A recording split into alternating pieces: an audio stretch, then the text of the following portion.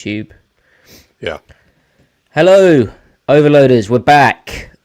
Another hiatus for the Overloaders, but it's kind of the antithesis of Overload if we're very sporadic. We'll try to pick up regular programming soon.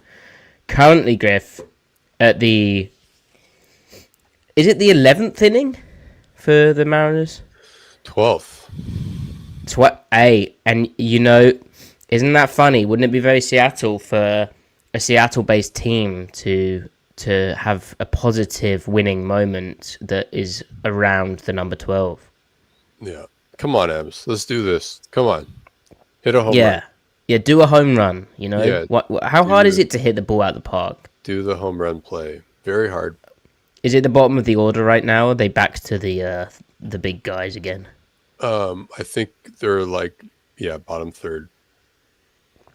That's tough.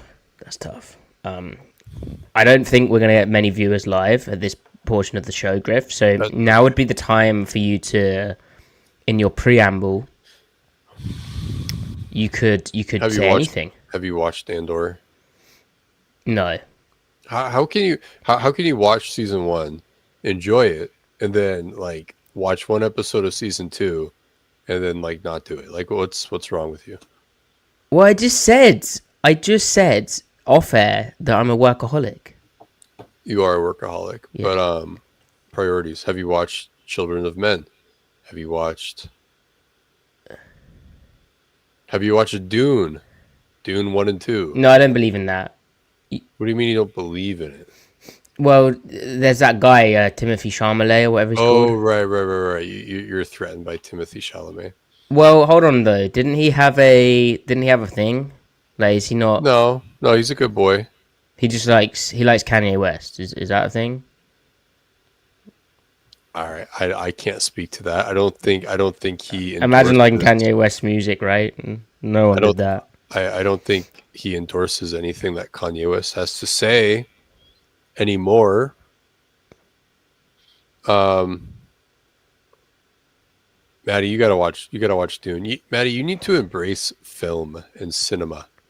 Well, talking of embracing cinema, did you go and see that new movie? The big one with what's his face with Leo. Yeah, that one. The PTA movie. No, I have not. I want. Nice. Yeah, same. I think I'm gonna. I did some good negotiations with my girlfriend. I was like, hey, we should go on a date and watch this movie I really want to watch, and you may like, but yeah. Yeah. I've heard really good things about it. I would like to see it. I don't know if I'll be able to swing it. Things are busy on my end. That's in part why we've barely been able to record. Yeah. So chat. The real reason that we haven't been able to go live is none of your business. No, but everything's kind of good, so it's fine.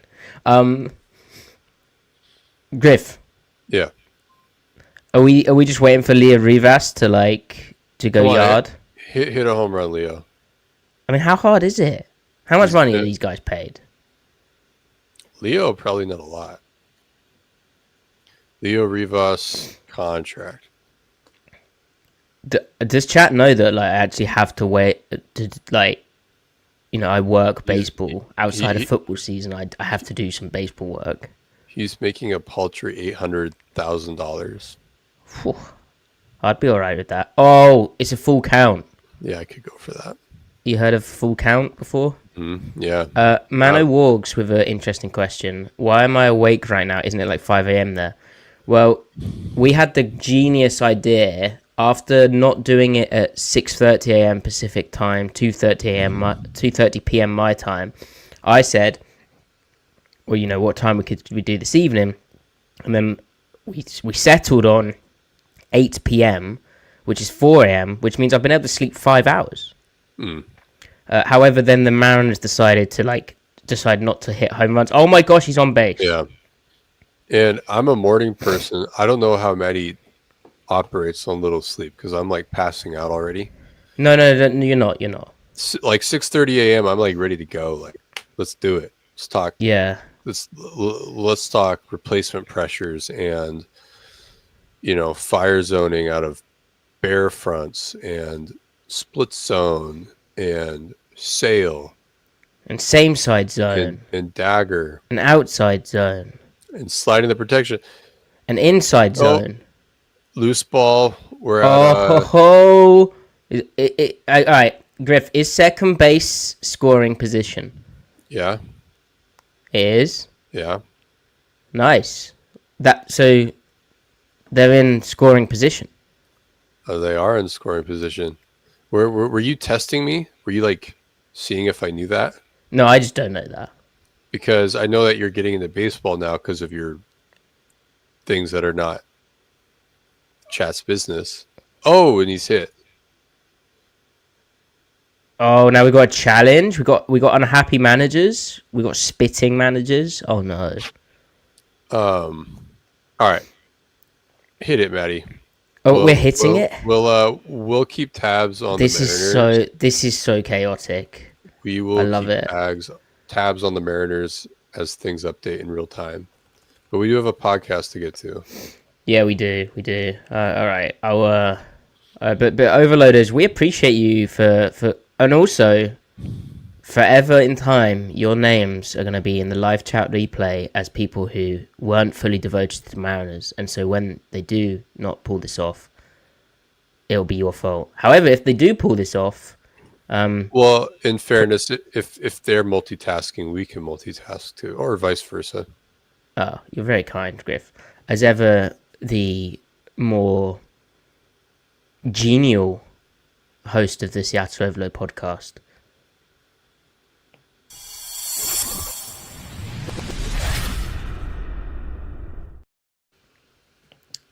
Yes, welcome to the Seattle Overload podcast, where Griffin and I are going to recap a sad Seahawks defeat, 38-35 thriller against the Tampa Bay Buccaneers, as our producer Ty Dane Gonzalez has titled it.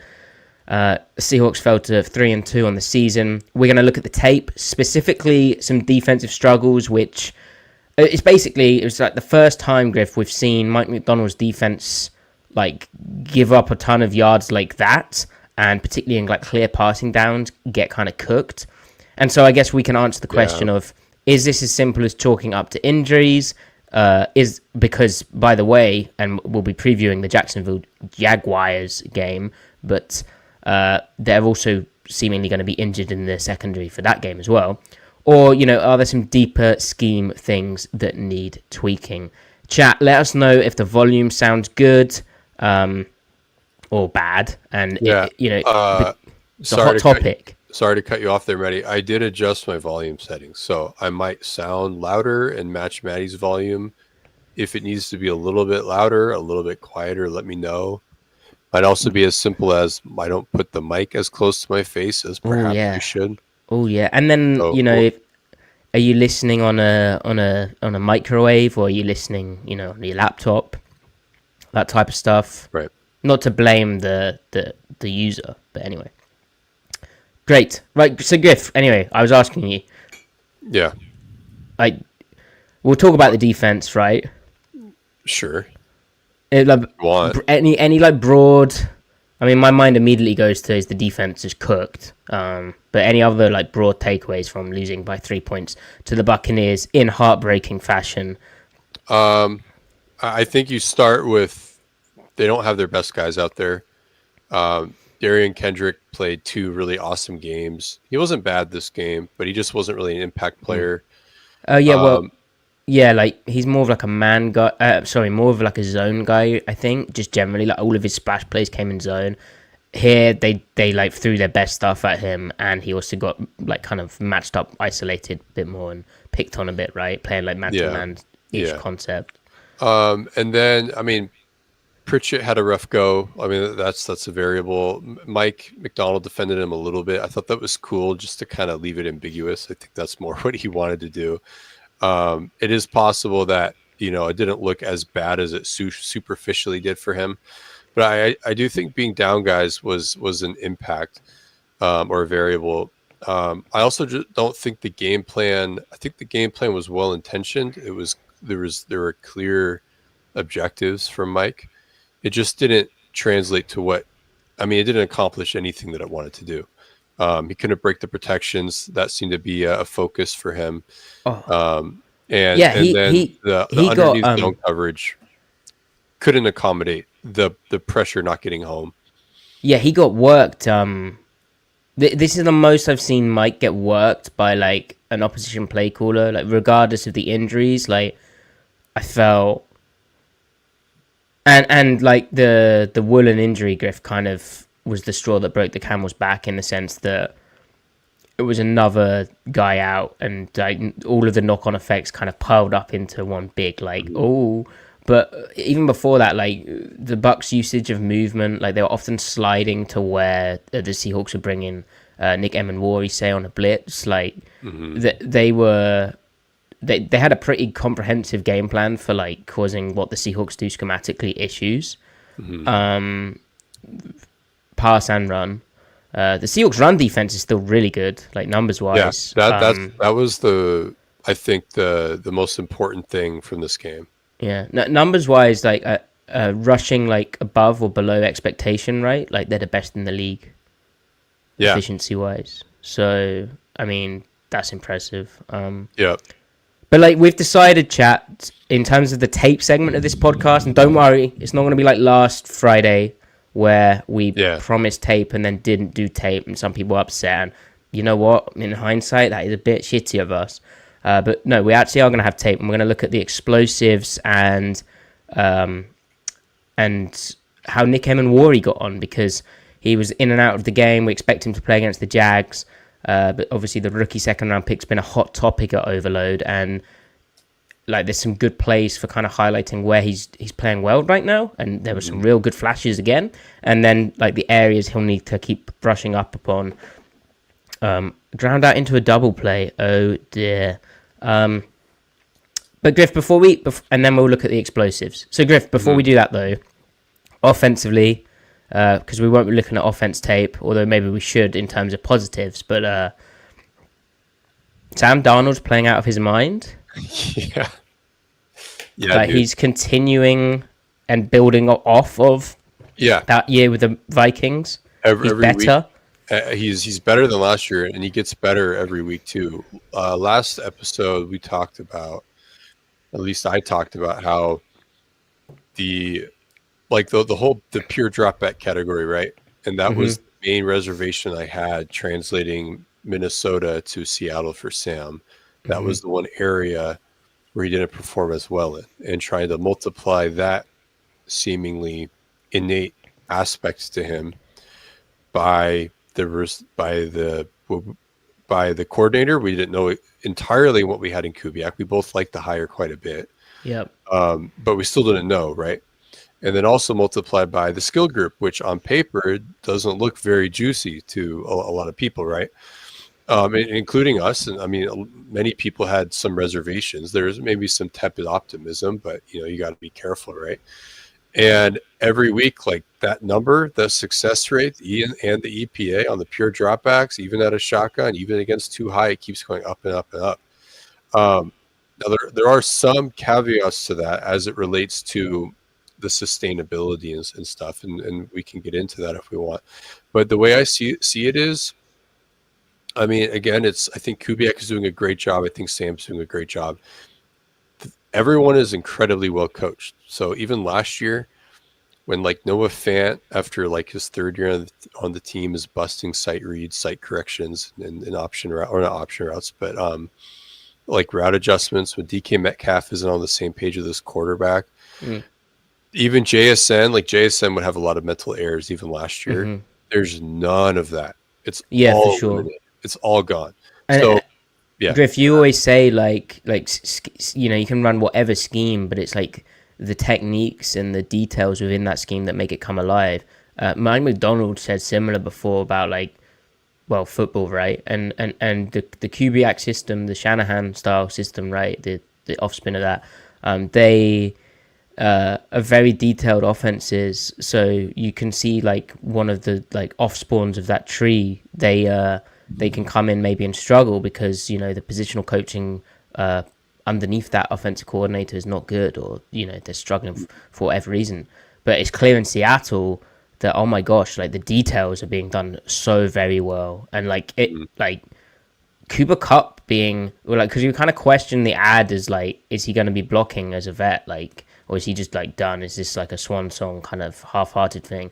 Oh no, he's blocking his ass off, which Yep. is huge for the offense from that details perspective, from like what makes it all come alive, type deal. And they're just getting, I'd say they're getting better and better as like the weeks they get to unfurl more things. So Totally. And they ran well on a good front. that's huge. Like the Buccaneers coming in, and even in the preseason, it might surprise you. Like it did certainly when I looked at the data.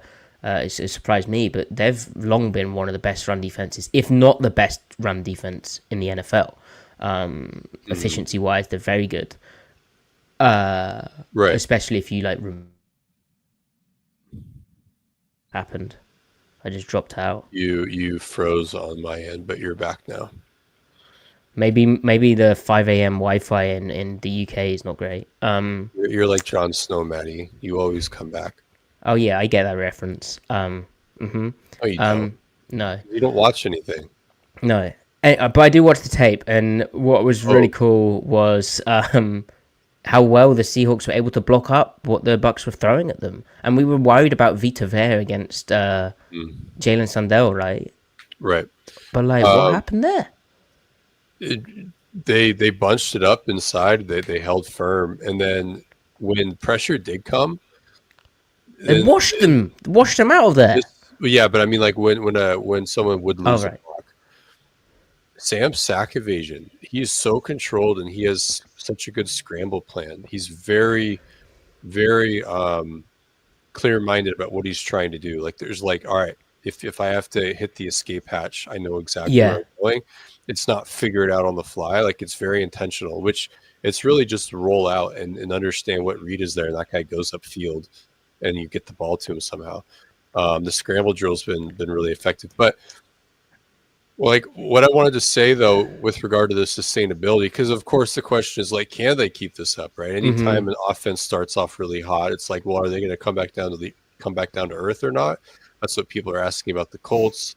That's what people have asked about past offenses like the Dolphins, which obviously they have this year, but that's been more of a year-to-year thing. So I think that question is that there is a stat, and this also surprises me about the Bucs game. The Seahawks they're facing disguised coverage at like the fourth lowest rate, and they are also facing one high presentation that remains one high post snap at the fourth highest rate as well. Awesome. I have a thought there, and I want to hear what you're going to say. But I would say, in my mind, that speaks to like that's testament to what having a balanced attack and run game can do for you, right? Totally. It's 100%. It's also just the use of personnel, like the heavy personnel and everything. So in my mind, essentially, how I would describe this offense is that Kubiak is creating kind of offense on easy mode. The way that we've talked about McVay doing that for Goff, the way we talked about Kyle doing that for Jimmy and Purdy. So it's easy mode offense, but within that, it's so like the processing difficulty is quite low because the picture is very clear for Sam. But within that, he is getting to identifying the right answers very quickly. And essentially, he's taking a test that is a very easy test, but he's still getting an A on it. Yeah. Whereas not every quarterback gets an A on it out of this stuff. Like even Jared Goff would have breakdowns for no reason, and Jimmy Garoppolo.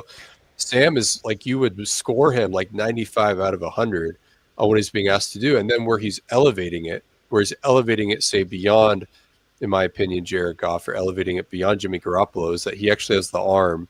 Oh, and he's being like, his accuracy has been insane. So is easy mode offense multiplied by the quarterback doing his job plus being incredibly accurate and JSN just winning every route. And that's what is added up to statistically. So the next step, like we keep saying, the next test is when they face a defense that actually game plans their pass game, because they're seeing a lot of cover three. They're seeing a lot of cover three and a lot of static quarters. And Yeah. it's like, when are teams going to start actually like, all right, we're going to present a picture to Sam, and not just Sam, but the receivers and Kubiak, and then we're going to switch it up on them. The only real game planning they've gotten for their pass game has been via pressure design, Mm-hmm. and not even a lot of it. And it started off, that was kind of a weakness, but the past 2 weeks they've improved that. So Yeah. it's like, all right, cool. The next step is like when they actually try to defend the pass game, because they're kind of just thinking we can line up and play, but they're getting cooked. Sam and Jason are shredding them. Mm. So I don't know. Do you have any more thoughts on the offense there?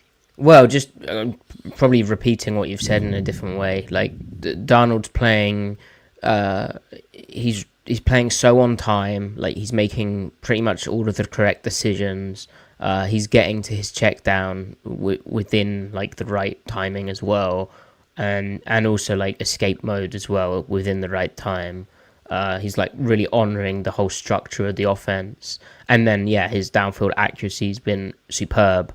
That said, yeah, I'm a bit concerned when and teams do start, as you said, kind of designing things in a different way, maybe defensively. Uh, it was interesting this game. Obviously they upped their early down pass rate. Yes, that's a big Which is deal. something we talked about. I think everyone, Nate Tice, heard talk about that, Mina Kimes as well, and that actually did happen, and that worked really well. And I think that obviously the run game I think was a beneficiary of that too. Like Yep. you've spoke about it before.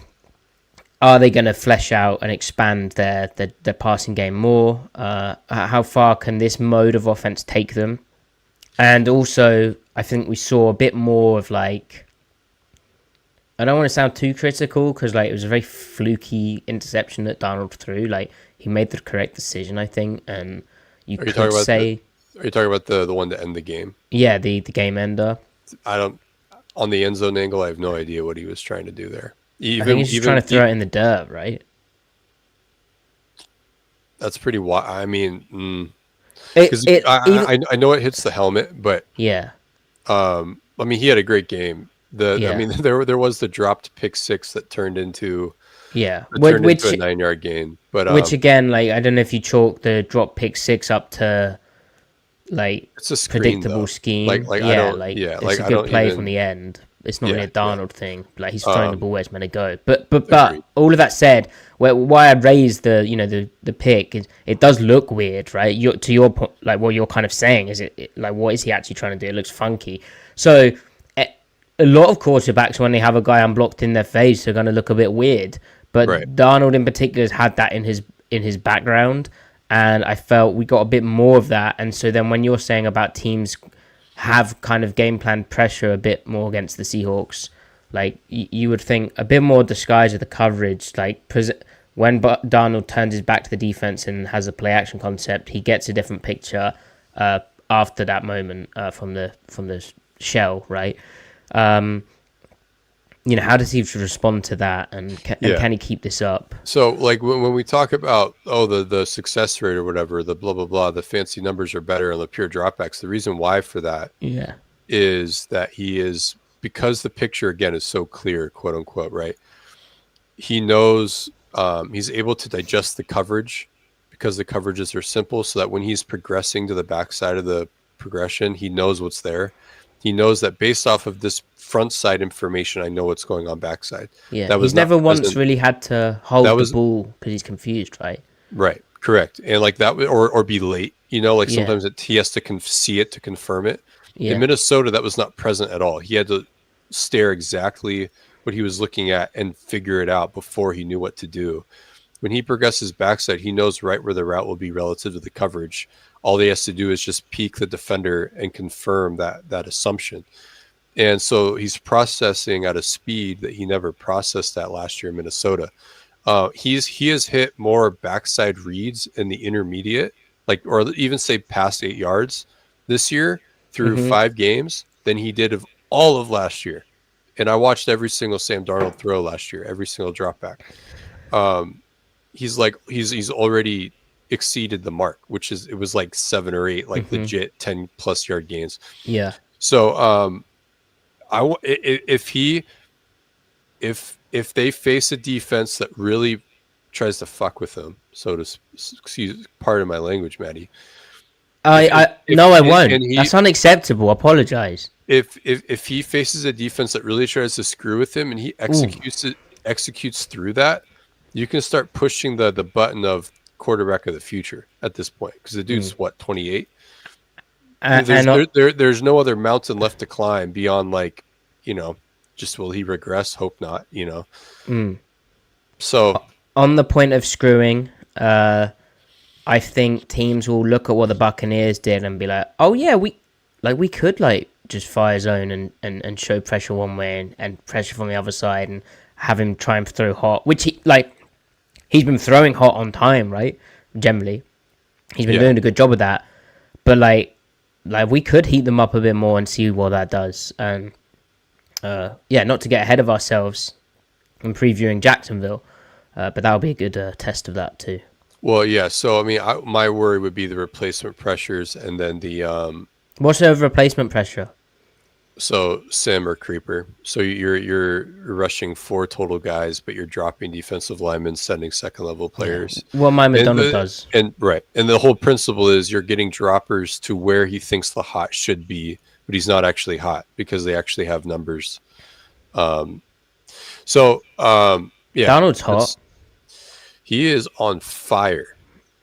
Oh. He is absolutely on fire. Dude. And that's the other thing. It's not fair to say this, but with the hindsight of having seen previous Seahawks quarterbacks play really hot stretches, when you are able to lob up a pass to Derek Young when your arm gets hit and it still comes good, and you're still delivering a dot, you know things are good. Yeah. You're in the good times. I didn't want to say it, but I don't think that pass gets completed if his arm doesn't get affected. Yeah, I don't know what's happening if his arm doesn't get affected. He's throwing it away. Yeah, I think so. It was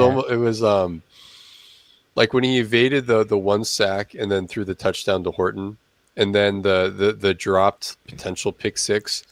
I was like, this is the offensive destiny. Nothing can go wrong for them right now. It was so jarring how the game ended. You're like, wait, what? That soon? That's not how it was meant to go. I was certain they were gonna get into field goal. I had no doubt. Just everything was going for them.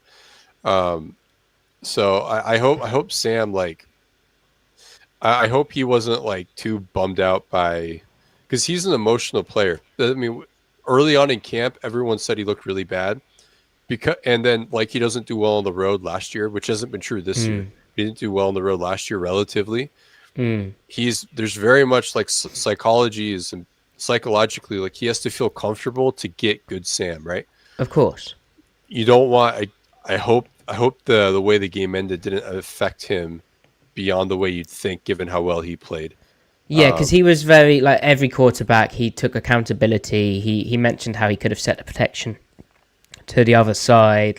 He was bummed, but he played a heck of a game, and the offense is really, really promising. Ken Walker's such a good player. Yeah, he's really good. He's so good. Everything slowed down for him too, which honestly I don't know. I'm not certain that it hadn't slowed down for him before. There's the blocking just wasn't there. Well, and missing the preseason, I do we mentioned how maybe the tempoing of runs would improve, and I think we're seeing that along with the improved blocking, obviously, Griff. So, right. So, Griff, ultimately, if you want to play the blame game, offense if you score 35 points, offense did its part. You would expect. Is that ball good or is it a foul? I'm behind you. Oh. All right, I won't spoil it. But defensively, Griff, some issues. So right. I mentioned it way earlier, kind of messy podcast segmenting here. Blame me. Griff, how concerned are you about Mike McDonald as a play caller? Because if you believe Twitter, they kind of got it out for him. Did they really? I didn't see any of that. Really? Yeah. I had people in my mentions on Blue Sky saying, this is, It's not the first time they haven't like clutched up against a good opponent. They haven't beat anyone good at home. Like Mike McDonald's just not good for this. I mean, it's true they haven't like shut down. They haven't had a good game against the top 10 offense yet in the Mike McDonald era. But this game, I don't know if I connect this game to that kind of possible trend because they didn't have their main guys out there. And it's always, what did we say last year during the Dodson Baker phase? In defense of Mike, we said, look, Mike isn't going to turn these guys into studs, not because we don't believe in his defensive genius, but because every play caller needs their players. Look what's happening to Vic Fangio right now in the Eagles defense. They lose one or two guys and the thing bottoms out. Last year, people were singing Vic Fangio's praises.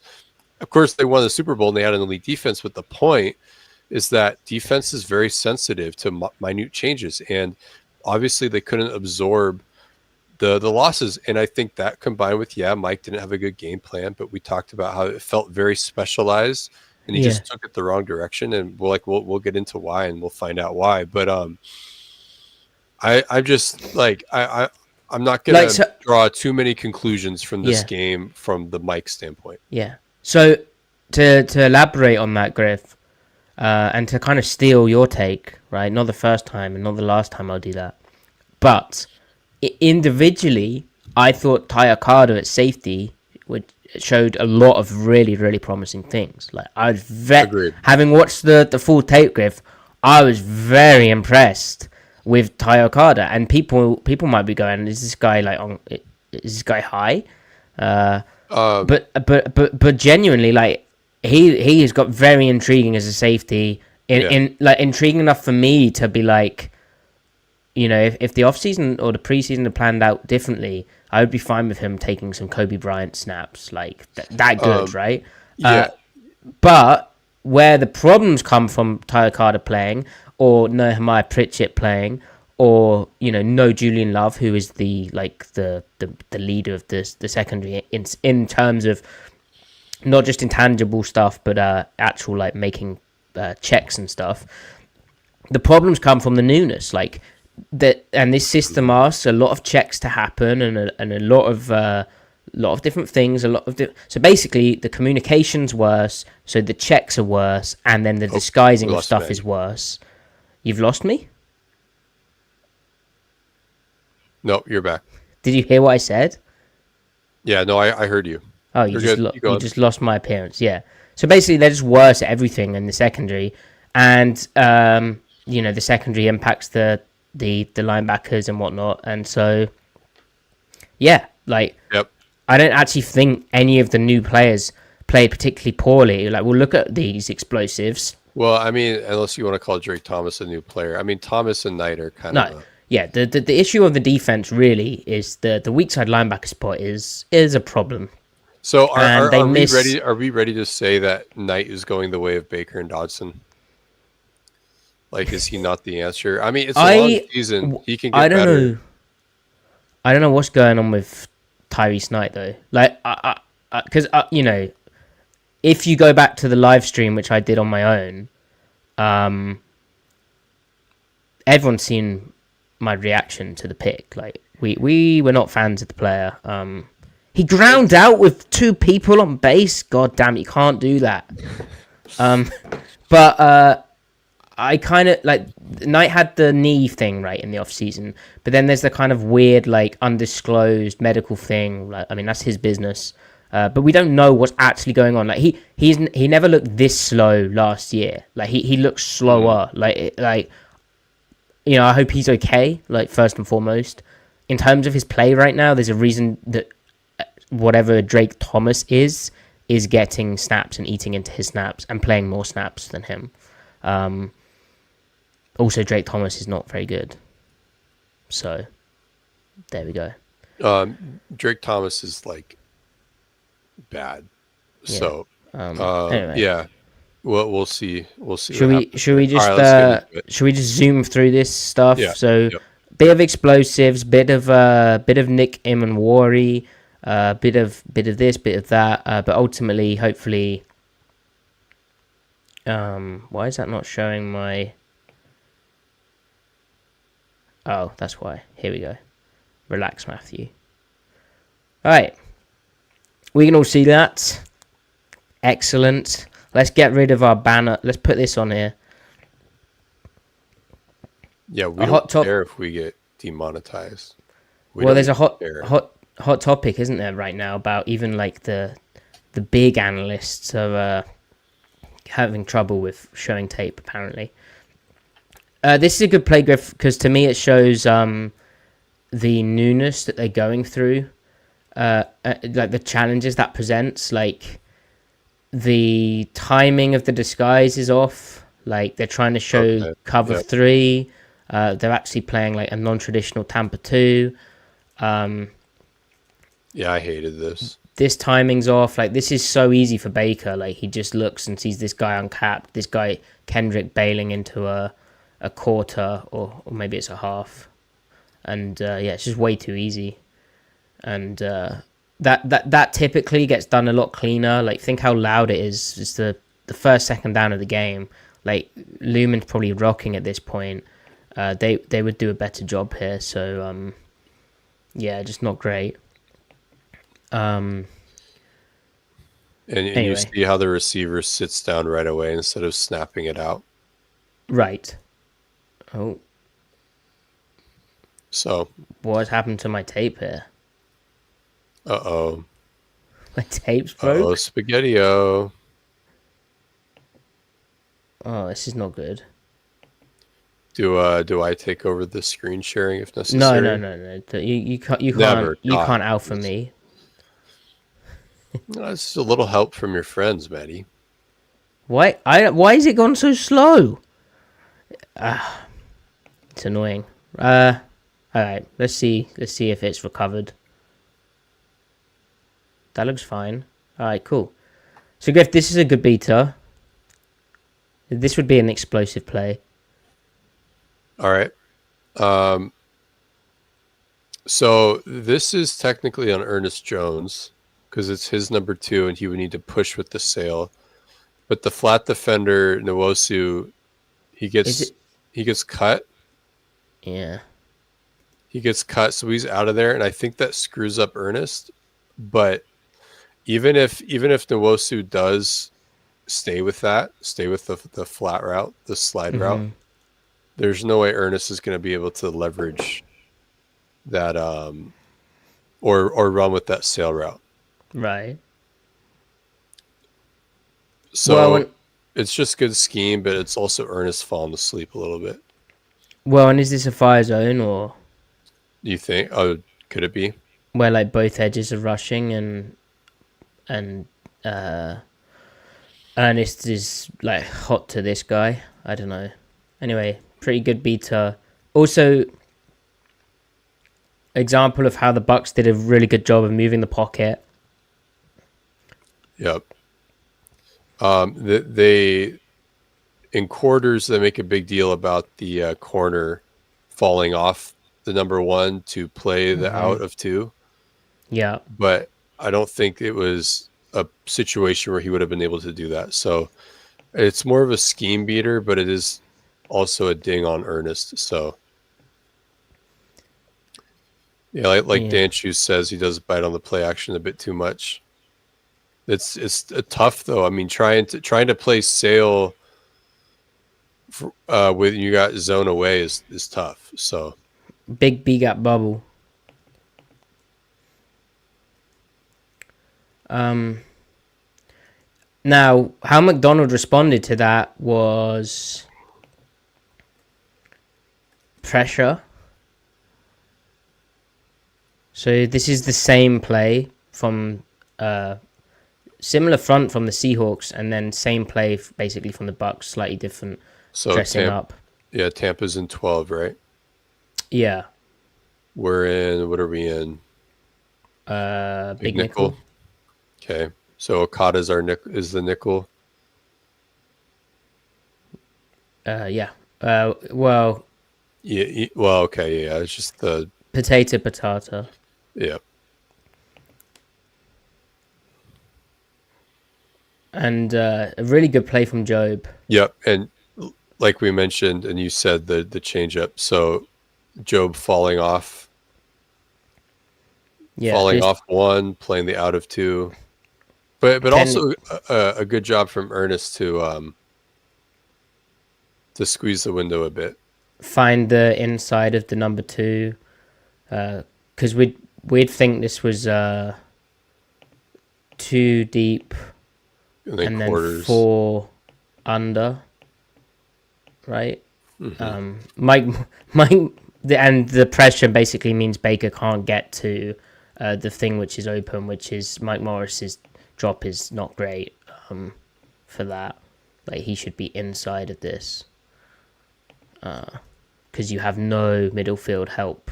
You are the middle field guy when you've got four under and two deep, but Hmm. wasn't an issue because of the pressure. Um, Baker should not have thrown that. Could have thrown it better, but yeah, kind of risky. Yeah, yeah. I still like Job. There's a play we'll talk about with Job a Well, I bit mean, later on. Joe was still. I mean, he was still good this He game. just had one bad play, which Yeah. there might be more to, maybe not. Um, He maybe had a tackling issue out on one or two plays as well, but like right. I don't know, it's just football to me. I don't really care if my outside corner can't tackle someone 30 pounds heavier than him occasionally. All right, so are we putting the laser dot on Drake Thomas here? Yeah, sure, you can do that. Okay, so How would you? What color do you want it? I mean, I was even talking metaphorical, but literal is Oh, better. So oh, it's cover two to Drake's side, man. He has a flat defender. He's a curl defender. He has to play curl first and then break away from the curl if his indicators take him there. yeah. There's no reason for him to push so far Yeah. to Not like, yeah. not that the Seahawks play cover two exactly like this, but do you remember like when Bo Pelini's like talking about cover two and he's like screaming about packing it on Yeah. the hash, like Yeah. not expanding out too soon. Yeah. Like he just going. What do we say about Drake? He runs at the first thing he sees. Yeah, like he sees this, he's like, ooh, and then he's like, okay, pass, cool. And then Okay, this so is he this is a drops to good the curl start, initially. and he needs to start weaving here, right? QB looking away as well, right? Like he, Yeah, yes, totally. so he should be just tightening the crap up inside there. But he starts breaking on a late three to the flat because he sees Baker move there, but he's like, oh, that's my indicator. The Yeah, quarterback would never lie. I'm gonna go. and And Ernest Jones has this. even then he over pursues. Like his angle is like the Yeah, upfield shoulder when not he has not outside help yeah, via Woolen being a flat defender. So there's just no reason for Drake Thomas to play this way. yeah. I don't He, know what he's happened. he's simply just not a controlled player. If he split the difference between the flat and the like the delay shallow, whatever you want to call it, this would have been okay. Well, if But he's here, right, then he can go here or here, yeah, but he's here. it's just not what we want. Not what we're going for. No. I think Ernest was absolutely right to gain depth because that's Yeah, the he's the formation they run dagger out of. So well, and he's the this pure cover two here. He's got to find that final yep, three. totally. So So yeah, just a slightly unfortunate rep, I could say. When is the trade deadline, Griff? what, late October? Yeah, like we saw the knock-on effects of them acquiring a Mike, who we wouldn't be opposed to seeing at will either. Last season, I mean, if there's a few teams who might be sellers who have interesting linebackers, specifically the Miami Dolphins. Yeah, I mean, I would love for them to make another big fun trade, right? But I also would like to see them like really take not a swing, but take a flyer on some depth player or some practice squad player that they liked in the draft. And like, let's see what this guy's up to. I'm going to throw a name out there. Jordan Turner in Denver. He had a really good preseason. I put a 3rd round grade on him. pre-draft. He went undrafted. What do I know? I didn't even get. He wasn't even an undrafted free agent. He was a rookie mini camp invite, but he made the team or made the Right. practice squad, and he didn't just flash in preseason. He like played well, like the boring stuff too. So,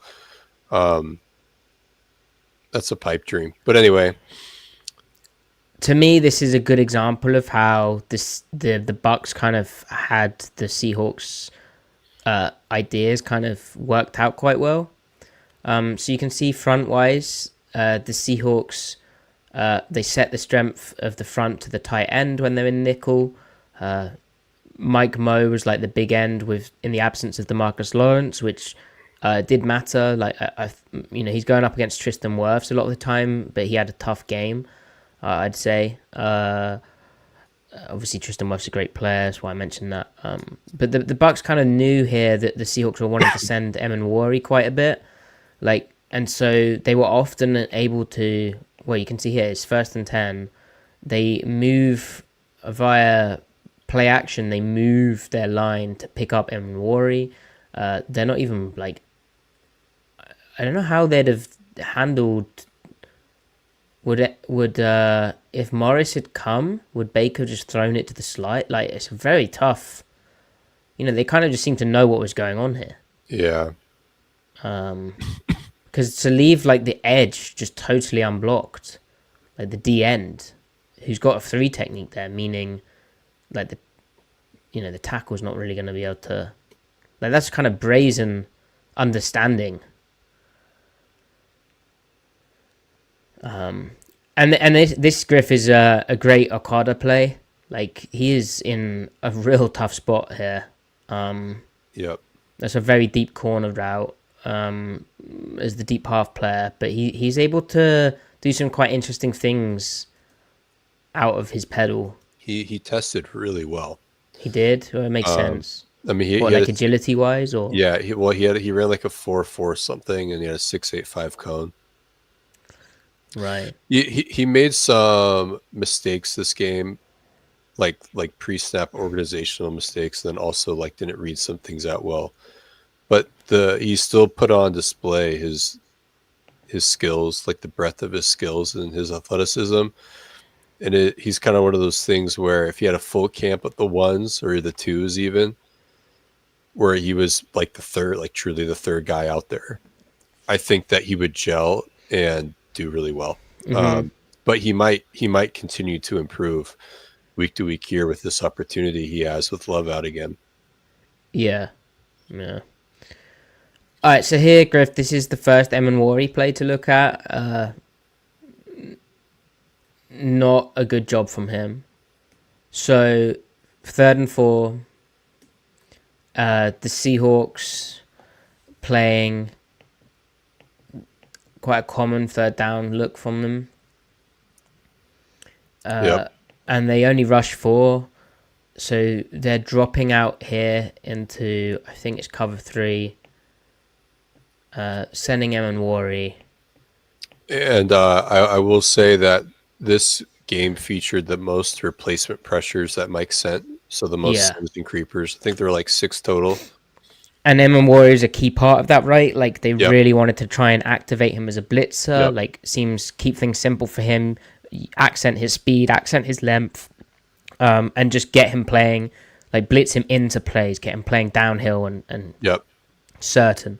And I think overall, he looked the part coming downhill when he knew exactly where he had to go. Agree. We'll see some of those plays in a sec.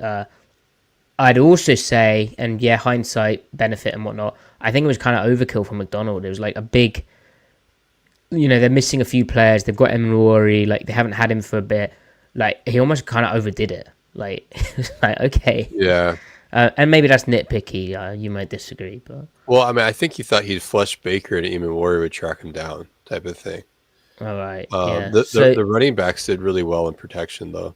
So here, Emin messed up. And we'll talk about why in a second.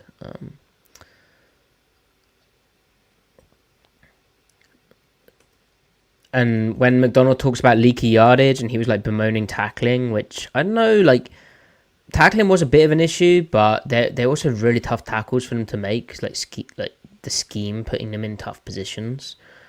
Yeah, like But poor spacing. right, and like it's they're like spinning down into a screen and they get blocked on their ass. Hmm. That's tough. But here the Seahawks presenting 5 down, ignoring Emin Wari for a second. It forces the Bucks into big on big pass pros. So, and then the back's responsible for here or for here. Hmm. As soon as this happens here, so the back goes for Nwosu. Emin Wari has the tackle. Leonard Williams, basically, it's man to man. Leonard Williams is stunting down here. He's got the guard down blocking and the center here. Emin Wari, right? He's not matched up on the back, but also he's got the edge path. Like once Nwosu takes that inside move. Now, to just blame it on Emin Wari, that may be wrong. Like we don't know what the communication was between these two. He may have thought that Nwosu was doing this and he could do this. But that's obviously not what happened. And so Nwosu beats the crap out of the running back. Like they have some interesting movement going on. Like Nwosu was going to flush Baker out. But what's unfortunate is Emin Wari also took the inside path. And like this wasn't his play to make. Yeah. So obviously the rush has no contain. Yeah. Like you have to contain the edge of the pocket. And this is a rookie, like one of the first times his number's been called in the clear passing down. He's wanting to make a play. He's wanting to affect the pocket. But pass rush can be it's a discipline thing, right? And the Seahawks tightened it up as the game went on, stopping Baker scrambling a bit more. But yeah, Yep. you all have to rush your lane, and he had to contain the edge of the pocket there, and he didn't. Yep. And that's for me, that's leaky yardage. Like you call that as a play caller, and you're like, coverage wise, how did they do? They did a pretty good job of clamping everything. Yep. But we can't do this. Like we're just giving away plays. Right. Now, with Emin Wari, Griff, we found his tape frustrating from at South Carolina because it was kind of like a lack of physicality and certainty. This is what he can do coming downhill. Like he's so long that's a really tough block for a slot. We're really playing physically here to not only drive the block back, but to control the block so that he can work to the ball, work inside. Yeah, to lock out. Yeah. Forces the ball inside and then he detaches to get inside. Like that's good football. And he's playing confidently too. Yes. Also, like this was like really quick. This from the Buccaneers was awful. There was like a couple of plays like this where it's like they were dead on arrival. Yeah. Like, what are they hoping to achieve here? I don't know. They're typically a good screen team. I mean, I think they had some good screens this game, but yeah, I guess not every screen can pop, but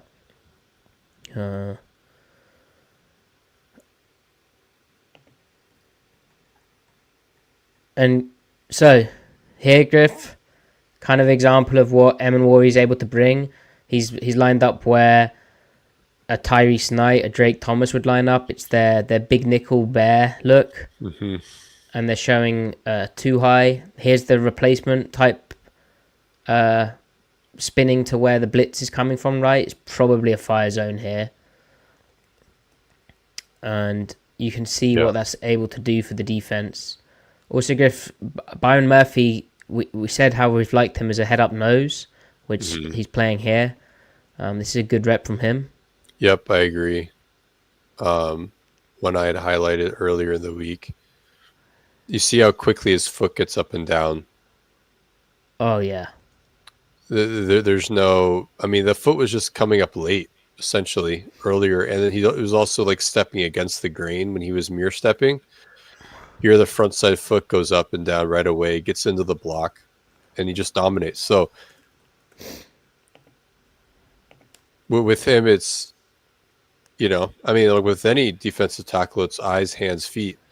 But if your eyes aren't going the right place, your hands aren't going in the right place, your feet aren't going in the right place. It doesn't matter how good of an athlete you are. And I don't know why it was rough for him earlier on in the season, but it wasn't this game. Yeah. Again, against the good O-line. And then Imanwari here, he's blitzing the C-gap area. He tries to take a shot here, and he gets knocked on his ass, and then he gets kind of blocked into the play. But it's like you can't really approach. It's probably a learning moment for him. You can't really approach contact like just because you're quick. You're not going to beat an NFL is that tight end? Yeah, an NFL tight end to the inside that high. When he's an arm length from you, you're getting knocked on your ass. So you think he should be trying to get hands on the tight end? Yeah, you can't just play without hands there. I mean, yeah. Kind of adds to the pile, but yeah. Yeah. He'll have to. It's like use your length, right? So that's the thing with more reps. You hope he just figures out his way to play it. Right. I bet you like this rep, Griff, from Okada. They played a lot of 3 buzz this game, so safety rotating down into the interior underneath zone of cover 3. That is another feature of this defense. They're playing a lot of cover 3 to try to play the run. They're doing it for some coverage purposes too, but yeah. But essentially, extra hat into coming down into the box, right? But also, I guess Baker likes those like ripping a dig. Yeah, and a safety coming from depth to play a hook can help defend that. Right, particularly like you can see how it's nice here, like front side covered up. He's going to come backside, and a guy he thought might have been high is rotating right into that window. I like how Okada reads this out. I mean, that's awesome. Yep, understanding what the threats are. So, like the cope would be like in another week of prep with all these guys, say like Spoon, Love, Will, and Can't Go, that they're kind of all more on the same page, and they're all there will be, if anything, less shooting themselves in the foot with organizational things. Yeah. You hope, anyway. Right. Yeah, this is like is this a missed tackle or is this just a block? Like, I feel like that's just a block. Yeah, you'd like to see. Kobe's been over pursuing a little bit. He's gotten a little too excited. Right. This is a little tough because he's getting blocked. Exactly. Did you think the tackling was that bad? I know it was a hot topic on the radio, and McDonald was annoyed about it the day after when he hadn't really watched the tape back. I mean, tackling wasn't the first thing that came to mind from this game. Right. So. Right.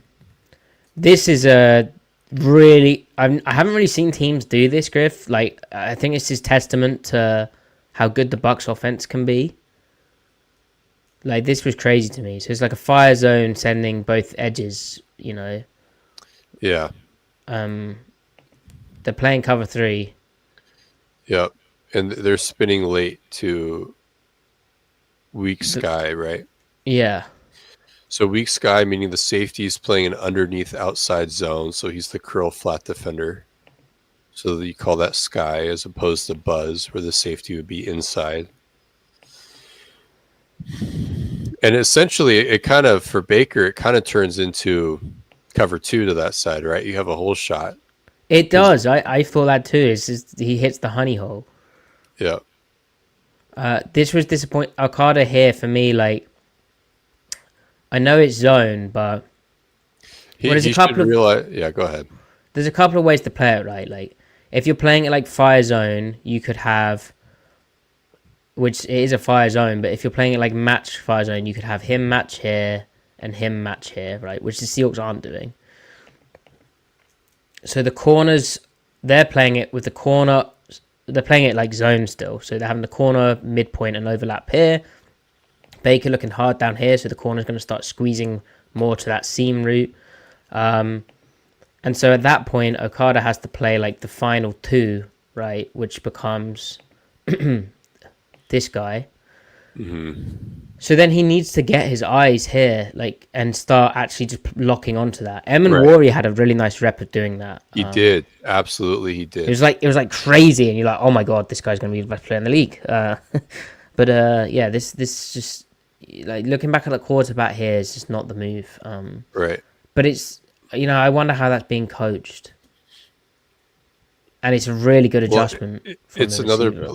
Yeah, definitely. It's another play where for Okada, I just want to see him with more snaps. Yeah. And I will say well intentioned from Knight to try to overlap to the backside dig. Yep.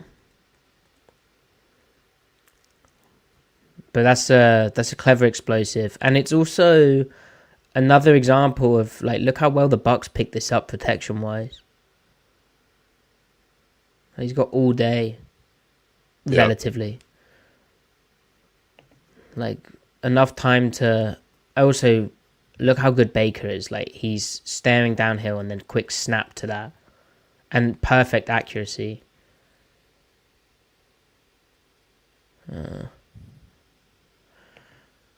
Right. How did you feel Woolen did, Griff? Because these are the types of plays why I think he is potentially over-criticized. Where he's what? These are why he gets sort of over-criticized.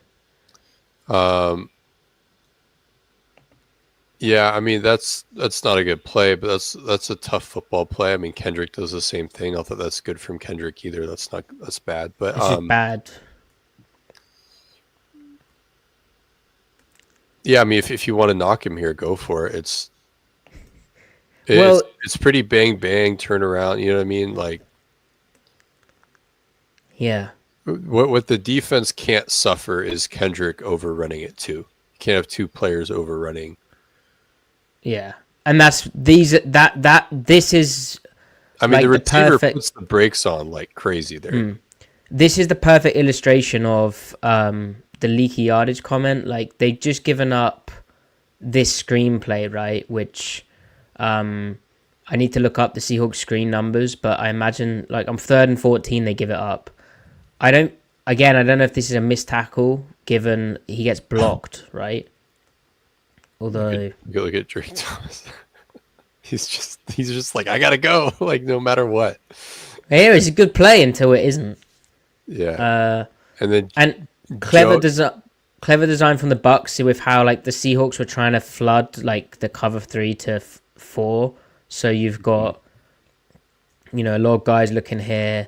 You've got some depth here. They're playing the sticks at 3rd and 14. Yeah. Like, as soon as this happens, it's a real problem. The strong side action is kind of what they had set up earlier. Yeah, yeah. And then Job needs to probably turn that back. Like, why does he try to work inside? There's no reason for him to do that. He as soon as this has happened, he has to be replacing that guy basically.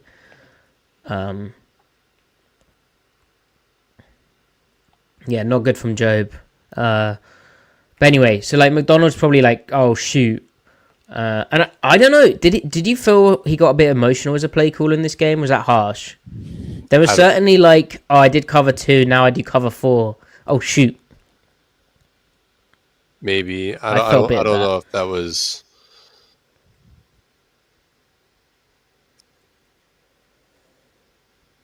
I think he needs to try to find more ways to get pressure sent from the field, and not just because it seemed to be boundary heavy. Yeah, I don't know if he wants to because it's harder to rotate the coverage accordingly, right? When you send guys from the field. Yeah, but here this is frustrating because like you call Tampa 2, right? It's the perfect call in terms of Like where would the ball go here? Like you got a guy unblocked. Great play from Nwosu, right? Feeling that out. We've talked about how on early downs he's very good at reading blocking schemes, giving you splash plays, like sensing this is play action, and he's right in the teeth of the QB. Like this is dead. Like this play is dead. Like you get TFL here, it's second and long, you're cooking. Instead, like not Woolen like struggles to break down in time. Kendrick then runs into Woolen as Dan Chu's pointed out, and then now we're basically staying alive. We're getting to 6 yards. Like it's ridiculous. Yeah. Then Griff McDonald's like, cover 2, Sugar. Let's play cover 4. Great design here. I don't know what Kendrick. Kendrick, like he's got to meet the guy. He's got to calm down here. He can't stop his feet this far back. Like a mid screen.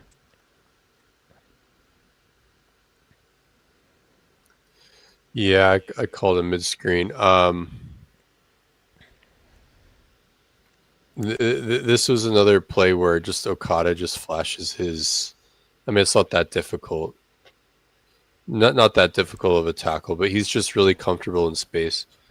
Is he our new guy? We always have a guy. He might be our new. He might be. You want him to be? Sure, why not? I can sort it out for you. I think we're gonna find out if he's our guy or not in the Jags game. Yeah, true. Good point. And then Griff, we've talked about.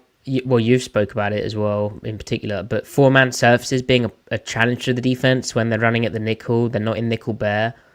Like they crack back on Nwosu. As soon as that happens, Kendrick needs to be looking to go over the top, right? Yep. Yeah, Kendrick needs to go. That cannot happen. Yeah, like it's kind of a Tristan Wirfs is ridiculous, but that cannot happen. The whole do I spill or turn back thing, like do I spill or box, right? Yeah. The DBs don't seem to have a good beat on that. Like the especially like the further outside. They're just leveraging the ball basically, like, and then at times like he's outside leverage on the runner, but he needs to be outside leverage on the block, right? Yeah.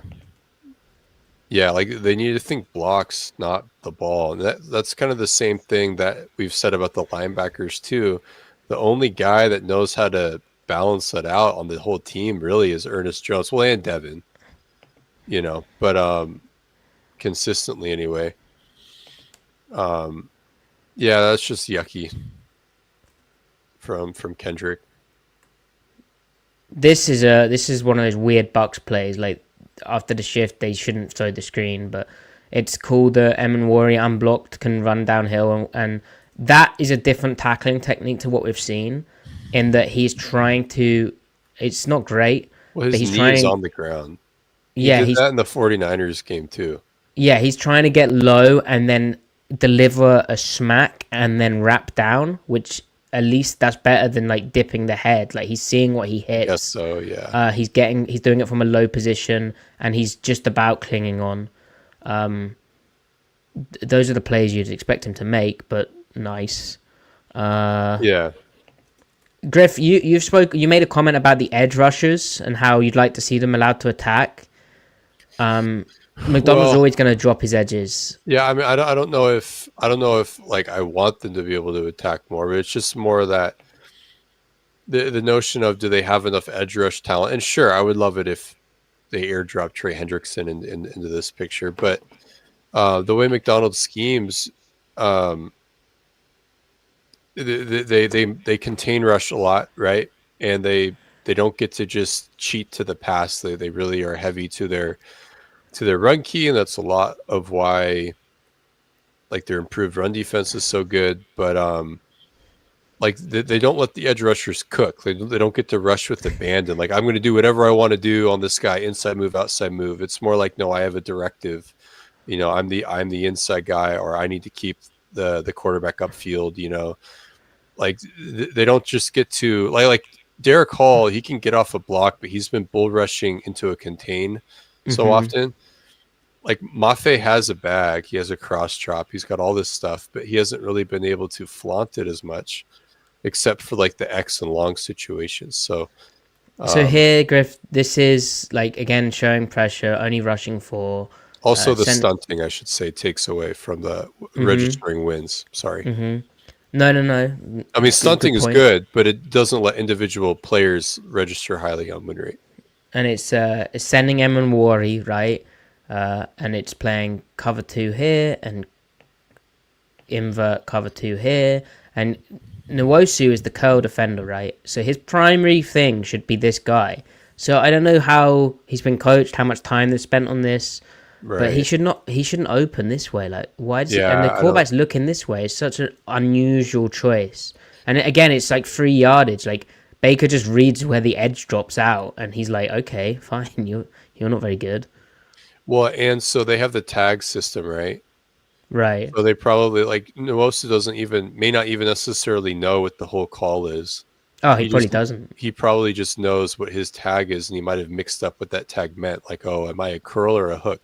Right now, he's playing a He short hook, not a he curl, right? plays it more like a hook. Yeah, that's a Yeah. great point. Yeah, So he probably just fucked up. Like, oh wait, green means hook and red means curl, or whatever, yeah.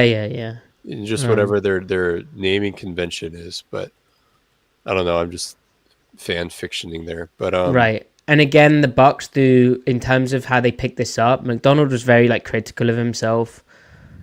Like there was too many of these passing downs where the Bucks just look comfortable. Like, Mariners just won. oh my gosh, They just won finally. JP, is it? Let's go. Who got the hit? I'm about to see it. The Mariners got the hit, Maddie. Randy. Oh, he got hit by pitch. Yeah, Randy How got am I hit so by pitch. behind? JP was the one who scored, I think. No. Oh, Cal. Was it Cal? No, It was it was Julio. They it was walked Polanco. Cal. It was Polanco who got the hit. No, Cal had a sacrifice fly to move JP from second to third. So Griff, are Let's we go. worried about this bullpen? Dude, let's good vibes only right now, Maddie. Okay, hold on. Why am I so behind?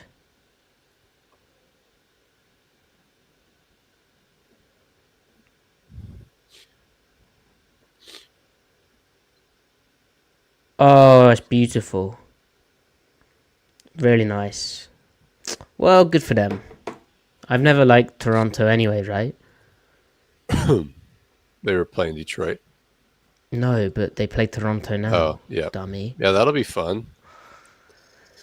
All right, go Mariners. Yeah. Nice. Yeah, Okay. Drift. They did a really good job picking up like the pressure. Like there's nothing there. And also too easy. But this is why I was like, this is kind of overkill of just sending him and worry. Just rush four, man. So Tampa Bay blocks this with 5.5. Yeah, which I mean that should be a win, I guess. All they do is just slide to the field. Which is where Nwori's lining, and they chip the edge. Yep.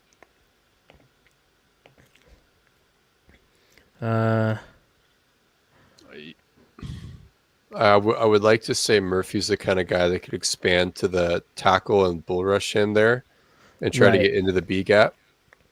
But This was a play from Tyrese Knight, which is hard because his B gap is here and it's like shrinking. He then sinks under. He's a quarter flat player because they're playing cover four, so he sinks under this route really well. So there's a lot of stress here where it's like you got to go this way, and then that back this way, and then down here, like a lot of kind of 45-degree triangle angles. He's just so slow right now, and then. Well, a bit Matty, he gave up everything in the flat last year off play action. The Seahawks were the 31st ranked play action defense on throws to the flat underneath 8 yards. Yeah. I have that burned into my mind. Yeah. He's frankly, that's no different. Even if he's hobbled, that's no different than last year. And I feel like teams are just going to keep going. Like, he's the guy I would look to, like Savocia Dennis is for the Bucks. Like, he's the weak side back who I'd go at.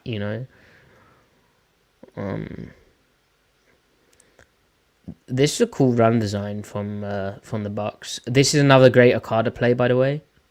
Bang!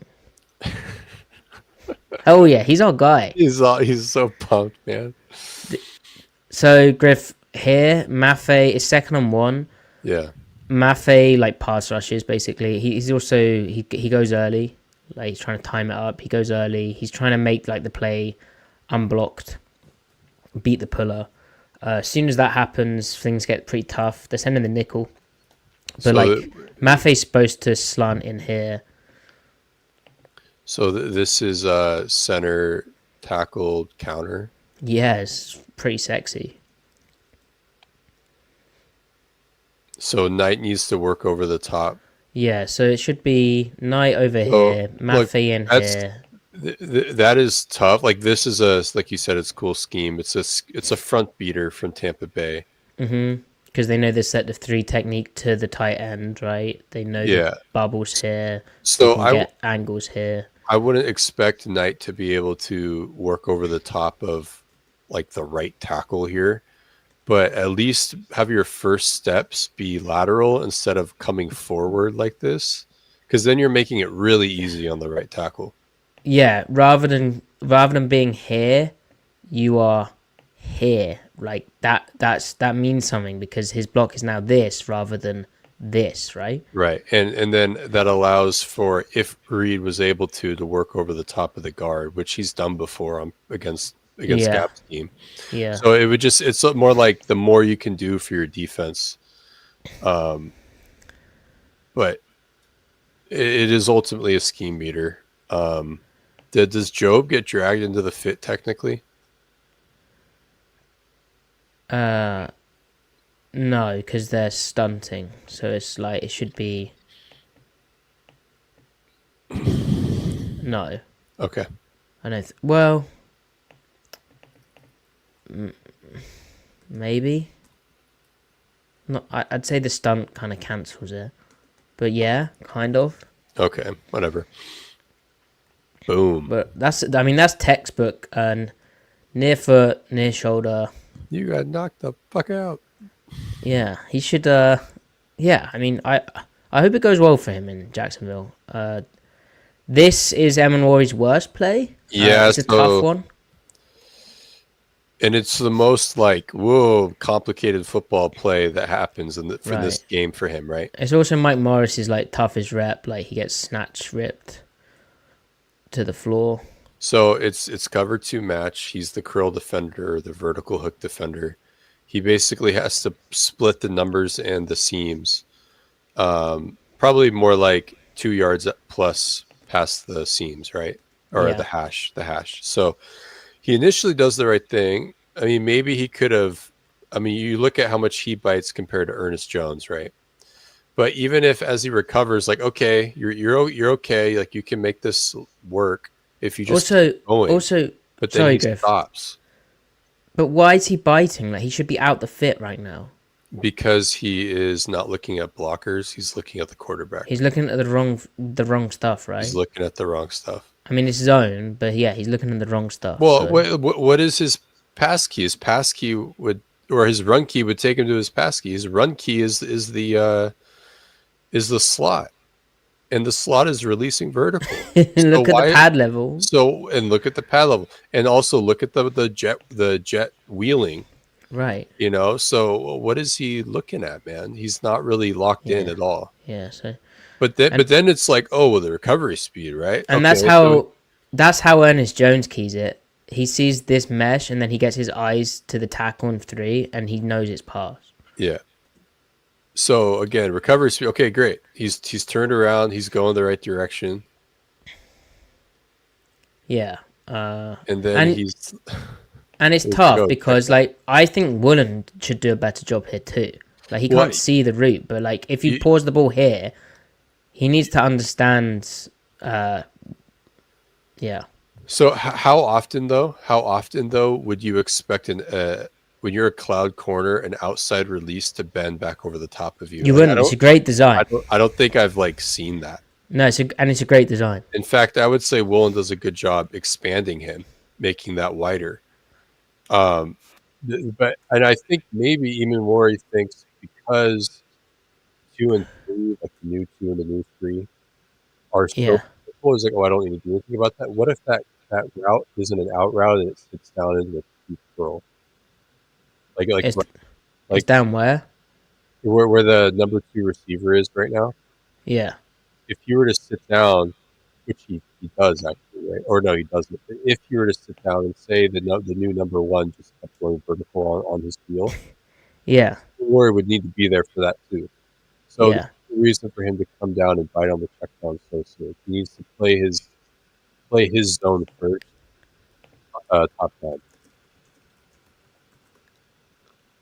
I agree. Um, and also like just route distribution wise, right? Like Worry here, right?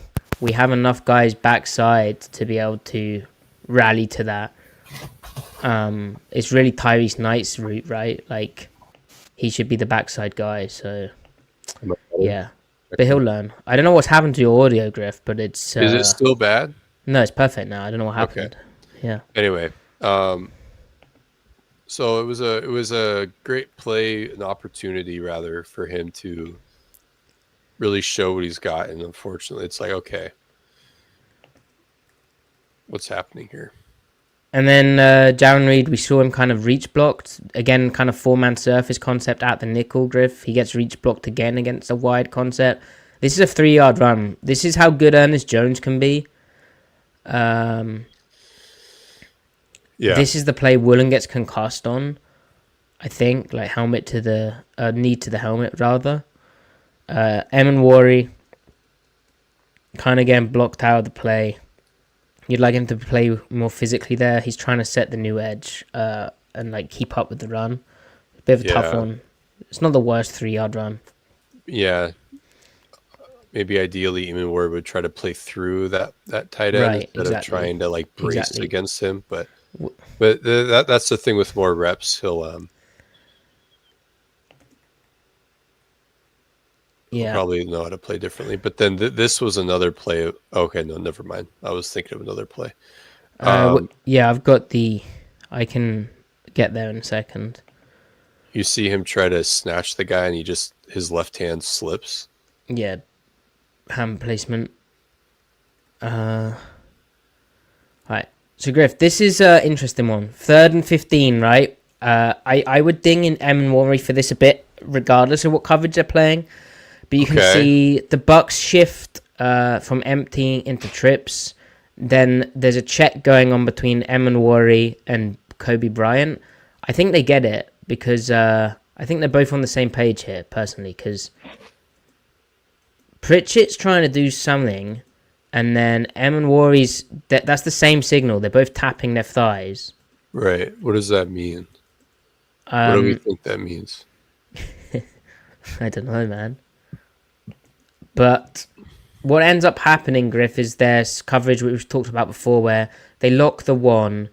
This guy's like reading 2 and 3, and this guy's reading 2 and 3, and basically it's like palms on 3 and 2, right? Yeah, like if 3's out within like 5-ish, this guy's gonna play that.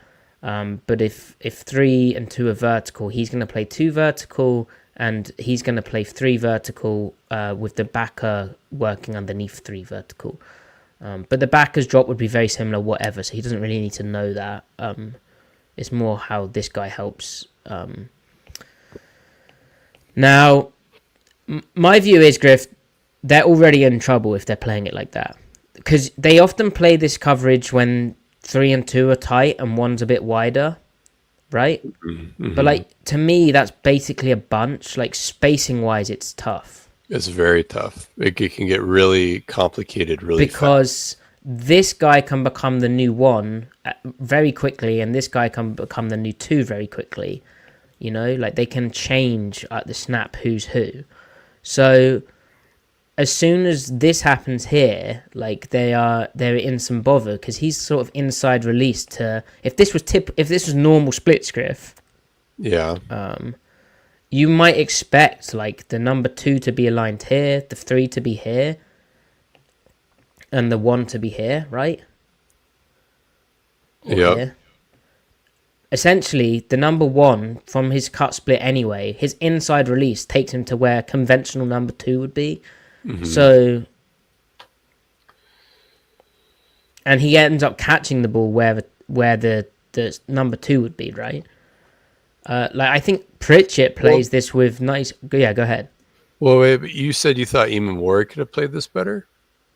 Yeah, Well, I mean, but 3 goes out. I mean, he could have leveraged 3 sooner. right. I hear what you're saying, but Okay. the fucking sticks are here. You think he should have stayed? Just stay in the window, Dude, man. he would have been so out leveraged to the flat though. That ball gets caught, he goes upfield and dives to the pylon for a touchdown. Yeah, I mean that's a. I mean, by the way, it's an insane throw. For me, like It's an you incredible hold here and go here, but like because Baker throws this on a line. He doesn't even throw it inside oh leverage. my god, He throws it it's on a line unreal, and he catches it, like puts it in the basket. unreal. Yeah, but for me, like as soon as they aligned like this, they should be like playing like pure zone area, whatever you want to call it. But like, they shouldn't have played it how they did. All right. So when Mike tried to defend Pritchett here, yeah, do you think he's referring to Imamori or do you think he's referring to Kobe or both? I think he's referring to the check. I think it's a bad call. Yeah, I think they shouldn't have checked into what they checked into. Okay, so it's more like it's not necessarily how they played it post snap, is that they shouldn't have checked into that because the play call isn't meant for that formation.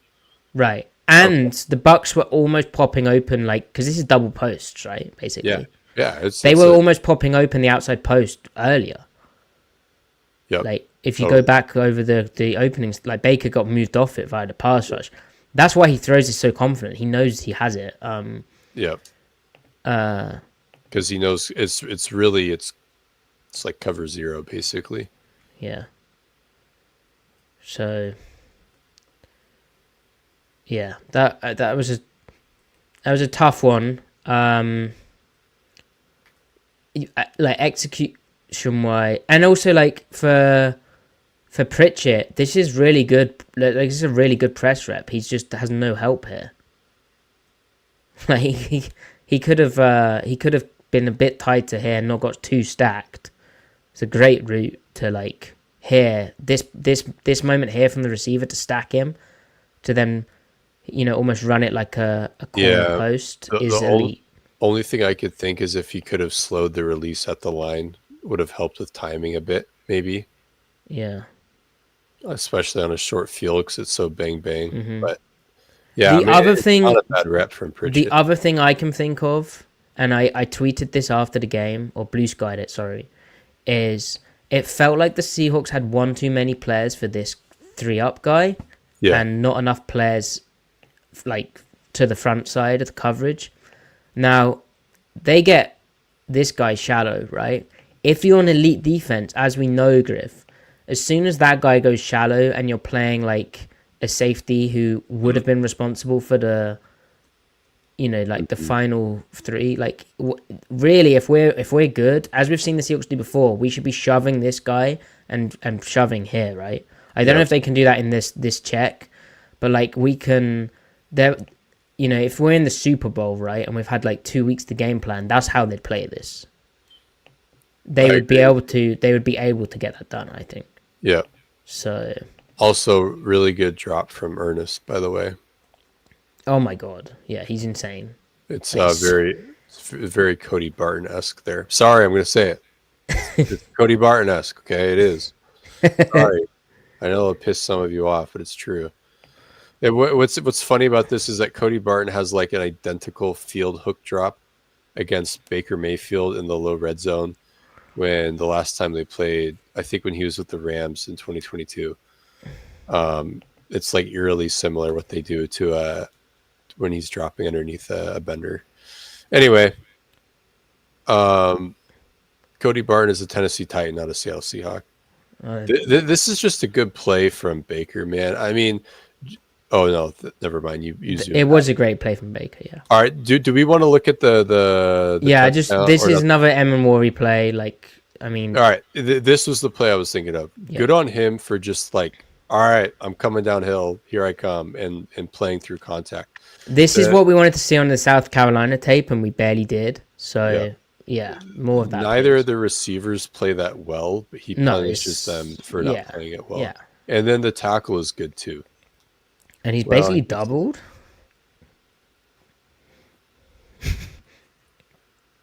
Yeah. So that like more of that, more fun downhill stuff.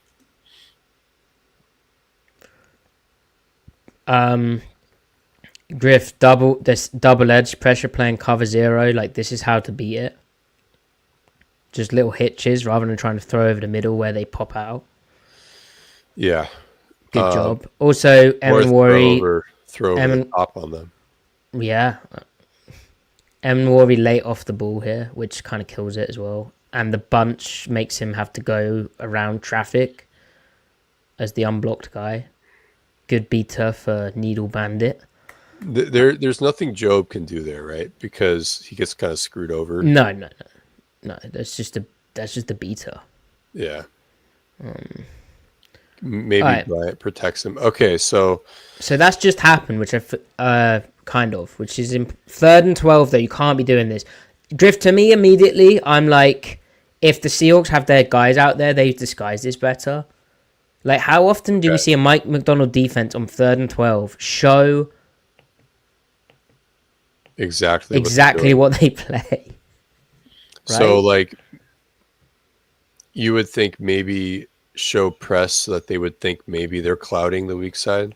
Yeah, or you have this guy off and then you rotate down, you know. Yeah. You probably want to play too deep, but they stem into the coverage better, right? Like, there's no stemming here. This is just like, oh, it's half court to quarter. Oh, it's still half court to quarter. Oh, it's still half court to quarter. Like, there's no disguising here going on at all. All right, so usually half quarter, so cover 2 to the field, cover 2 to the 3 receiver side, and then quarters to the boundary, quarters to the isolated receiver side. Usually in this coverage, the weak deep safety, Ty Okada, would push to poach to play the final 3 bender, over, crosser, vertical, whatever, seam from the passing strength. So even if 3 blocks and 2 is over, 2 becomes the final 3. That's what Okada would have to do, leaving the weak side corner on an island. And sometimes that's not always true. Sometimes the Mike will take the final 3 and the weak safety could stay home on the weak number 1 receiver. But I haven't seen McDonald do that in this coverage. And you're not going to have Ernest Jones do that. Like, no. Right. But then it especially is true that the weak safety would be the one to push when the back also releases strong for it being a 4x1. What's different, why we have some pause with this play, is that... Well, before you mention that point, Griff, there's no speed at 3. So I wonder if, why you oh, for sure. But like, why you'd have this guy go here is particularly for if there's a speedy guy here, we don't want Ernest Jones having to run with it, and we want to have a safety play for it. When the guy's an inline tight end, like, do we treat this as pure trips, or is it like a slot formation where he's not a vertical threat, he's off the line, he's in the backfield, he's a 2, he's a 1, and we can, like, you know, not play it like that, right? And then Griff, it's possible, but right? What gives us some pause about what Okada should or shouldn't be doing is that, given that it's 3rd and 12, and given how Job plays it, it's as though Job is overplaying the sticks, and he's overplaying it. He's sitting on the potential out, like he's kind of biting on that move on the press to the outside, because he thinks he has inside post help from the. He's also playing with like outside leverage here, which that's partly because of the receiver's cut split. But then he's like really keen to just keep the outside leverage. Like, he plays like he's not on an island. Like, as soon as he does that. Now, even if he even if he believes he has inside help, he still bites and completely loses phase of the receiver, and it would turn double coverage into single coverage, and it plays out as no coverage, right? Like there's no one there. So even if Okada was able to play inside, JSN this game back shouldered a go ball or an inside fade with the safety had inside leverage on him. So Job would still need to have position. You know what I mean? But this is where like it's not like all on Job. It could be on Okada. You know, it could be partially on Okada, partially on Job. It could be all Job. It depends on how they coach it and game plan it, situation to situation, drive to drive, all that. Like I don't think I know of another play where we've seen 3 receivers over here, them playing the cover 2 on that side and the cover 4 over here, and this safety hasn't like left this guy on an island. At the same time, unfortunately in this game, there's not another rep of this coverage. It's I think the first time and the only time they played this coverage. And then also, I don't recall seeing this coverage against like a 4 strong look where this guy's not actually really a vertical threat. And this guy, by the way, is their best receiver. So it would also make even more sense for this guy to help on that guy. Right. They're expecting Dagger. Like, can you defend Dagger without this guy in the picture and play cover 2 that way? Absolutely. Yeah. Of course you can. Why not play TCU special, the coverage that Pritchett got beat on earlier? Like, why not play that here? Because you got beat on it. Like, if they just reverse those 2 plays, they win the game. Right, which is like the fine margins of football. But the other thing to me, which gave me a bit of pause, is Okada here, right? He's playing in this window, and they will hold the skies, of course. He's playing in this window. And he starts moving. I guess he's already moving that way. Well, he kind of stays home. I didn't know if this made him eliminate, but I think it happened before. Well, but he's also reading Baker, though. Yeah. Baker initially reads the weak side because he's reading Okada. Yeah. And then he opens to the passing strength, and that makes Okada move. But I think Baker's gaming Okada. Yeah. So with everything we know about the Seahawks and how they run defense, we would put this on Job as just like he just got too aggressive in the big moment.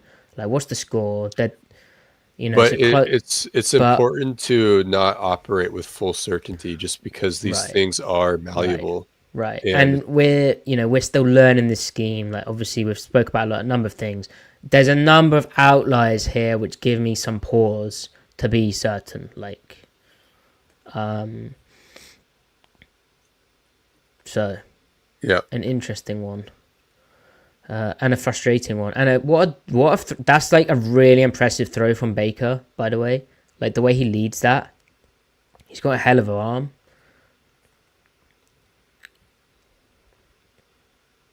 Yeah. Okay. Right, let's find one more explosive.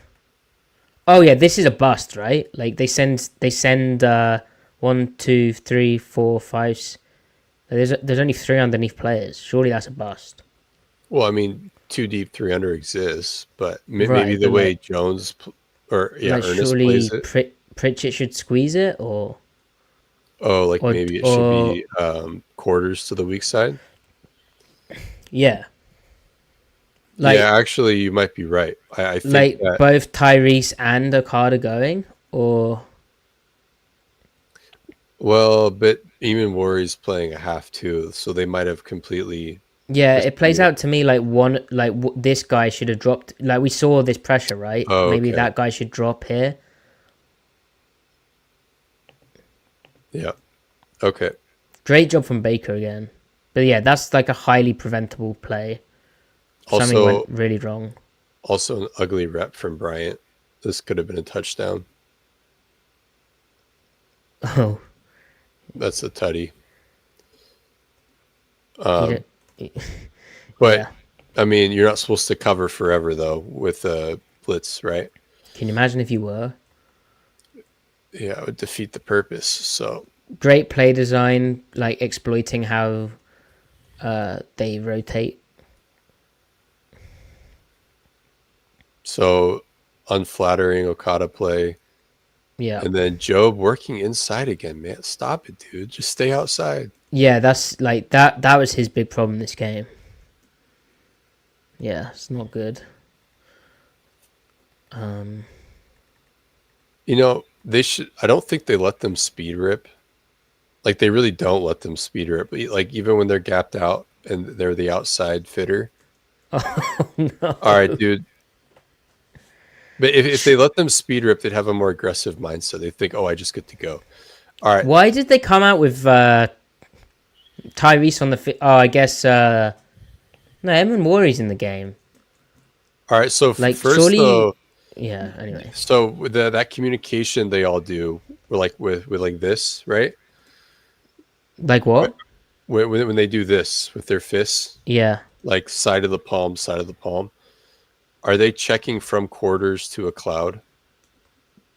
Because I assumed is that Bryant at safety? That looked like a cover that's two drop. Okada. Or Okada. That looked like a cover two drop from the safety, not a quarters drop? Because of how deep it is. And like how he immediately starts bailing at the snap and works toward the sideline initially. It didn't seem very quartersy to me. It would make sense that they want to play Cloud one side and 4 away, right? The one thing which doesn't feel cover 2 is... Job. Yeah, but I guess he's sinking, like, this guy's eliminated, let's try and get underneath this. Right. That's why I couldn't quite tell. And if it's 4, from what we've seen, he squeezes this more. Right. Like, how they play 2 is, like, I don't like it. Like, even if there's no threat out here, they'll just sink. But I guess my point was that if it is, like, Knight is at fault either way. But if it is cover 2, Knight is like especially at fault. Like, yeah, he's like insane for that, right? Yeah. If it's quarters, you still want him to hold. You don't blame him if he doesn't drift back toward the hash. But if this is cover 2, like what is Knight doing, man? He's just biting on the cheese, like giving them the easiest layup in the Shanahan playbook is a hammer or bow, right? Yeah, which is why it's effective. Dig over curl. Right, and why it's effective is this is the 3, so the final 3 defenders going to melt out here. Like, you open this side, which encourages that even more. Then you have this window here, which requires some discipline to, pack the hash, Griff. Right, so when we say good spot drop and bad spot drop, this is bad spot drop. Yeah, but it plays out like he's in man almost. Like, which is obviously not how it's supposed to be. He just takes the first thing he sees, yeah. Which is, like, I hate to say it, but like all Bobby Wagner does anymore in coverage. Whoa, you can't say that. He's playing man-to-man all the time, so how can he bite in the check down? He is on the check down. Yeah. Or unless they play a wheel on him. All right. I got to be done. If you want to keep going, you can keep going. All right. Jags game. Give me a 1-minute preview. I'm concerned. I think that the Jags will disguise things. I think Seattle will move the ball when they're not being fooled. I think they'll out execute when they know what is happening. When they don't know what is happening, we might see some negative plays. Defensively, I think the Jags will not be super clean, but I think their structure will do better than our structure. You've been using that word a lot. Like, Then the Seahawks structure. no, it's okay. Just especially with having 3 major players out in the secondary. So I'm concerned, Maddie. I don't feel great about it. I think they lose by 6 points. I think the score is 26-21. Crikey. I think you need to show some belief. All right. I think this is a great opportunity for this secondary of misfits to come together, have another week working together, communicate better, and get it. And Mike McDonald to have a way better game plan. For me, it's an opportunity of coaching redemption because the Jags run a similar scheme to what the Bucs do, right? Liam Cohen, never heard of him. He does similar offensive stuff. And then on the other side of the ball, defensively, there are some similarities with what Jacksonville does and what the 49ers do. So it's a chance for Kubiak to show, hey, you know what? I can play action and do my good stuff, call the good plays, call the touchdown plays against this style of defense. But it is a 10 a.m. start for the Seahawks, isn't it? Yeah. So, Maddie, what you were saying about trying to be positive, and your When did I say positive? you were like, I know my wisdom guides me to the right decision. Hold on, I didn't do a score. Well, we're kind of done with score predictions, right? Yeah, I don't know what's going on. I feel so bad for Mojamba trying to Yeah, it's messed up. Like, 26-21. Monjamba, just know my score prediction for last week was 38-35 to the Buccaneers. Mojamba, feel free to take artistic license in determining who won. Oh, one thing I'd say, Griff, is if it's going to fall apart for Darnold, this would be the week that it happens. Right. So if it doesn't happen, it'll be like, all right, the man. This guy's an MVP. Don't look now. Yeah, honestly, like NFC's looking weak. Like, hello, 12-5 Seahawks as I predicted, right, Monjambo? Maddie, I receive all feedback with kindness, but make the final call myself. 26. What? That's crazy. I listen lovingly to this inner conflict and reflect on it until I get to peace around it. I love my family, even if they do not understand me completely. Oh, God, that's dark. I show my family. Well, I come up with these myself, Maddie. So please be respectful. No, I am respectful. Like how much I love them in all the verbal and nonverbal ways I can. This stuff is so funny. Like, what if you don't do these things? Will you just tell yourself that you do them? There's a good reason I was paired with this perfect family. Okay, assuming a lot there. I choose to see my family as a gift. That is a choice. Griff, when are we going to be back for the listeners? Are we going to do Sunday night? Let's try to do a Sunday night one. What game's on the Sunday night? What's Owl? Oh, it's not Owl anymore. Oh God, it's the Al Michaels thing is so sad. I'm going to keep going until you end the podcast. The Griff, the Al Michaels thing with the like Prime Vision's so good. Well, he doesn't shout out Sam and Keegan. He needs more vegetables, Maddie. Oh wait, it's Kirk. It's Kirk is bad. Yeah. Friends who approve of me and love me. That's right.